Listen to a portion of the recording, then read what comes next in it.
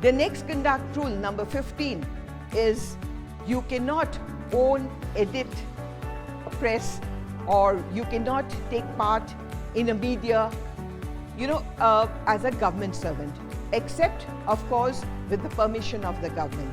We all like to see our faces on the TV screen.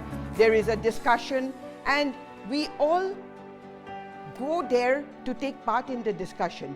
What we have to be very clear is, have we taken the government permission before we go? Because what you are saying there in a discussion is as a government servant, not in your personal capacity.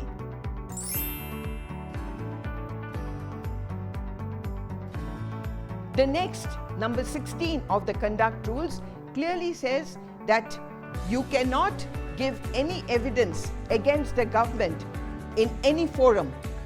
You can only take part in departmental proceedings, judicial proceedings, and this is always to be remembered, because I cannot go and speak against the government or give evidence against the government in any other forum. We cannot take part, or we cannot give recourse to the media. You see, many of us as government servants, what happens is we actually wash our dirty linen in public. We feel aggrieved. We feel that, we have not been given a fair chance. And we take that matter to the media and we get it published in the newspapers, or especially in the social media, or in the various TV channels. But this is strictly prohibited. We cannot actually take recourse to the media. We also cannot take recourse to the courts, except if one of our fundamental rights of habeas corpus is violated. Otherwise, we have, in the government, we have our own system of the appellate authority, the disciplinary authority, the appellate authority, and we have to actually follow that channel. And only when you feel that you have not received due consideration from the appellate authority, then only you can approach the court. We have to be very careful on this, because we have seen many government servants even take transfer issues to the court. This is definitely not a welcome move, and we have to clearly understand that we cannot take recourse either to courts or to the media, except when our fundamental right, which is clarified in the habeas corpus, is violated.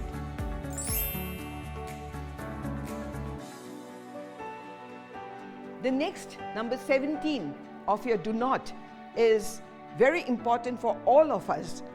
It is, do not try to bring any influence over your superiors to further your own interest. What does it mean? You see, I have connections, I know somebody, and therefore I will actually use that influence to further my own interest. Simple case, transfer. I am transferred to a place which is not very comfortable for me. So I will ask somebody who I know and is in a power of influence, zone of influence. I will ask him to speak to my superior and get the transfer halted. This is not permitted as per the conduct rules. When I come to this rule, I always think back, and this is actually, I pay a tribute to my father in this respect. When I was first joined Assam Civil Service, I was posted to Bijni, and then I had a 7-month-old son and a 2-year-plus-old daughter.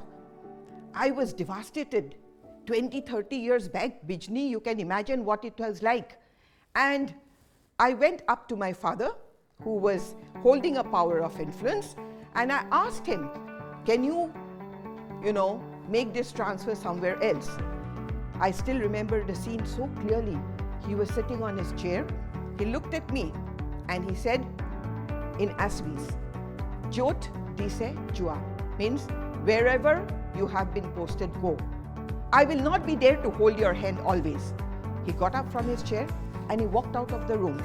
I remember that day so clearly. I cried, I raved, I ranted, and I said, you don't do anything. And I had no choice. I had to go to Bijni. But believe me, it has made me stronger as a person. I could tackle my own problems and I could tide over all crises in life. I thank my father standing here that he has actually made me stronger. He never knew conduct rules probably. I didn't know conduct rules, new to service. And when I went through the conduct rules and saw this, I always recalled what my father said. So as civil servants, please do not try to influence your superiors by using somebody who is in a position of power.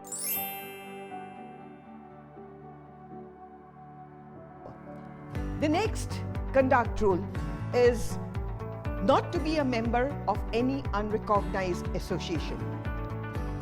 You may have your sympathies for some association, but please remember, your conduct rules clearly prohibits you from being a member of the association. Your sympathies, let it lie within. But if you become a member, then you will be charged with, misconduct, and you will be drawn up, your DP will be drawn up. So please remember not to become a member of any unrecognized association, like, just for an example, like Alpha. At one point of time, everybody had sympathies for Alpha, but nobody can become a member of Alpha. It is just not done. Please be clear in your head about it.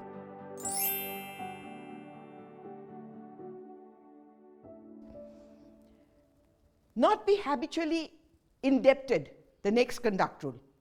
What does it mean? Not be habitually indebted or insolvent.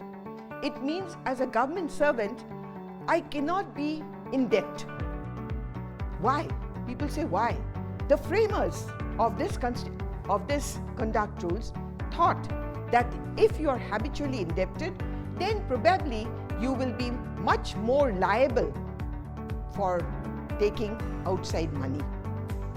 I really don't know whether it still holds true, because we have seen so many examples of people who have got loads of money, again taking more money, and they are never satisfied. It becomes a disease. But at that point of time, when the conduct rules was made, they said you cannot be habitually indebted because it will make you susceptible for outside gratification.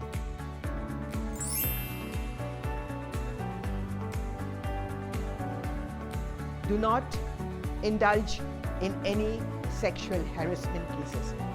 Very, very important. The government is very strict on this. As a government servant, if you are indulging in any such act, strong action will be taken against you. We all know the Visakha guidelines. Please look at the Visakha guidelines and please be very, very clear that you cannot indulge in any sexual harassment.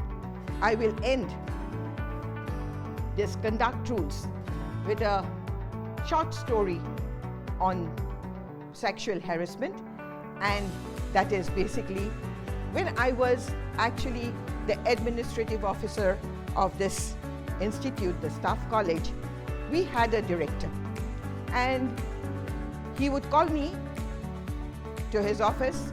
That time we did not have mobile phones, so on either the peon or the intercom would buzz and he would call me to his office. I would go there and he would make me sit, and then there was another lady who would come and he was checking certain account statements of that lady. He did this about 3-4 times. At the end, I asked him once, "Sir, why do you call me always?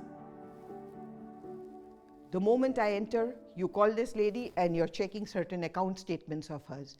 He said, "You know the conduct rules, you know the sexual harassment, and I am actually processing certain inquiry papers on her, and therefore I'm checking certain accounts of hers, and therefore I don't want that she goes out and says something has happened in this office and therefore you are my proof that nothing has transpired. I laughed and I said, but sir, extreme case, yes? He said, you have to be very careful when you are a man. So for all male officers, I would say, be careful and see that you are not involved in any case of sexual harassment. It can be very nasty.